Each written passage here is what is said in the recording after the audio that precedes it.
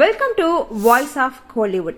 ஆர்த்தியை பிரிஞ்சதுக்கு அப்புறமா தன்னோட கெரியர்ல கவனம் செலுத்திட்டு இருக்காரு ஆக்டர் ரவி மோகன். தனியா ப்ரொடக்ஷன் நிறுவனத்தை தொடங்கி 2 படங்களையும் ப்ரொடியூஸ் பண்ண போறாரு அப்படின்னு சொல்லப்பட்டு இருக்கு. இந்த நிலையில தான் தன்னோட சினிமா வாழ்க்கைக்கு அடித்தளம் போட்ட அப்பா மோகனையும் அண்ணன் ராஜாவையும் கலந்து ஆலோசிக்காமலேயே பட தயாரிப்பு நிறுவனத்தை அவர் ஸ்டார்ட் பண்ணிருக்காரு. இதனாலதான் அவங்க ஸ்டுடியோ திறப்பு விழாவில கூட கலந்துக்கல அப்படின்னு சொல்லப்பட்டு இருக்கு. இந்த ஒரு சினிமாவில தன்னோட கெரியரை தக்க வைக்கிறதுக்கு சீரியஸா இப்போ ஒர்க் பண்ணிட்டு இருக்காரா ரவி மோகன். முதல் படத்தை தயாரிக்கிற அவரே தான் ஹீரோவாவும் நடிக்க போறாராம். ப்ரொகாட் அப்படின்னு பெயரிடப்பட்டிருக்க அந்த ஒரு படத்தை டிக்கிலோனா, வடக்குப்பட்டி ராமசாமி அப்படின்னு பல படங்களை டைரக்ட் பண்ண கார்த்திக் யோகி டைரக்ட் பண்ண போறதாவும் தகவல் ரிலீஸ் ஆயிருக்கு. இதுல ரவியோட எஸ்கே சூர்யாவும் நடிக்கிறாராம். இது மட்டும் இல்லாம யோகி பாபு நடிக்கிற இந்த ஒரு படத்தையும் ரவி மோகன் தான் ப்ரொடியூஸ் பண்ண போறாரு அப்படின்னு சொல்லப்பட்டு இருக்கு. விஜய் சேதுபதி த்ரிஷாவோட ஆக்டிங்ல 96 அப்படின்ற படத்தை டைரக்ட் பண்ண பிரேம்குமார் இதுக்கப்புறமா அரவிந்த் சாமி கார்த்தியோட நடிப்புல மெய்யழகன் அப்படின்ற படத்தை டைரக்ட் பண்ணிருக்காரு. இந்த ஒரு நிலையில அடுத்தபடியா மறுபடியும் விஜய் சேதுபதி த்ரிஷாவோட ஆக்டிங்ல 96 படத்தினுடைய செகண்ட் ஹாஃப் டைரக்ட் பண்றதுக்கு திட்டமிட்டு இருக்கிறதா சொல்லப்பட்டு இருக்கு.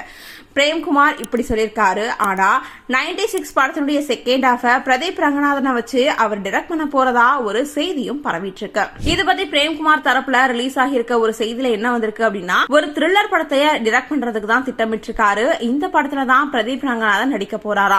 இது சம்பந்தமா அவங்க பேச்சுவார்த்தையும் நடத்தி இருக்காங்க. மத்தபடி 96 படத்தினுடைய அடுத்த பாகத்துல முதல் பாகத்துல நடிச்சவங்க தான் நடிப்பாங்க. அதுல எந்த ஒரு மாற்றமுமே இல்ல அப்படின்னு சொல்லியிருக்காங்க. 2018வது வருஷம் வைரமுத்து மேல மீ டூ அப்படின்ற புகார அளிச்சிருந்தாங்க சின்மயி. இது ரொம்ப பெரிய அதிர்வலைய தமிழ் சினிமாவில ஏற்படுத்துச்சு அப்படின்னே சொல்லலாம்.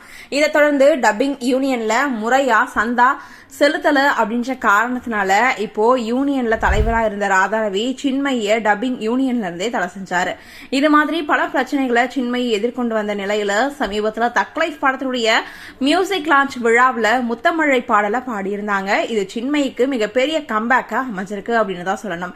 சின்மயியோட மறுபடியும் இணைஞ்சு இமான், கங்கை அமரன், விஜய் ஆண்டனி அப்படின்னு சின்மயிக்கு ஆதரவும் தெரிவிச்சிட்டு இருக்காங்க. இந்த ஒரு நிலையில தான் மியூசிக் கம்போசர் டி இமான் தன்னோட இசையில சின்மயிய புதிய படத்துல பாடவும் வச்சிருக்காரு. KS அதியமானோட டைரக்ஷன்ல உருவாகிட்டு இருக்க ஒரு படத்துக்காக டி இமான் இசையில ஸ்னேகன் வரிகள்ல இந்த ஒரு பாடலை பாடியிருக்காங்க சின்மயி. இதை பத்தி டி இமான் தன்னோட சோசியல் மீடியா பக்கத்துல பதிவையும் போட்டிருக்காரு. இதுல சின்மயியோட எடுத்துக்கொண்ட போட்டோவை பதிவிட்டு back to creating magic with our soulful a melodious number that's close to my heart அப்படின்னு குறிப்பிட்டிருக்காங்க. விஜயகாந்தோட இளைய மகன் சண்முக பாண்டியன் திரைப்படங்கள்ல நாயகனா நடிச்சிட்டு இருக்காரு. இப்போ படை தலைவன் அப்படின்ற படத்துல நடிச்சிருக்காரு. டிராக்டர் சினிமாஸ் தயாரிக்கிற இந்த ஒரு படத்தை டைரக்டர் அன்பு டைரக்ட் பண்றாரு. அது மட்டும் இல்லாம இந்த படத்துக்கு இளையராஜா தான் மியூசிக் கம்போஸ் பண்ணிருக்காரு. இந்த படத்துல கஸ்தூரி ராஜா, MS பாஸ்கர், யாமினி சந்தர் அப்படின்னு சொல்லிட்டு முக்கிய கதாபாத்திரங்கள்ல நிறைய பேரும் நடிச்சிருக்காங்க. இந்த படத்தினுடைய செய்தியாளர் சந்திப்புல சண்முக பாண்டியன் பேசின விஷயங்கள் இப்போ இன்டர்நெட்ல ரொம்பவே வைரல் ஆயிட்டு இருக்கு. இந்த படத்துல ஃபர்ஸ்ட் காட்சியில அப்பாவை பார்க்கும் போதே அழுதுட்டேன் அப்படின்னு சொல்லியிருக்காரு. அது மட்டும் இல்லாம அப்பா எங்களோட இல்லாதது ரொம்பவே கஷ்டமா தான் இருக்கு. அவரு மேல இருந்தே எங்களுக்கு ஆசீர்வாதத்தை தந்துட்டு இருக்காரு அப்படின்ற நம்பிக்கையில தான் நாங்க தொடர்ந்து பயணிச்சிட்டு இருக்கோம் அப்படின்னு சொல்லியிருக்காரு.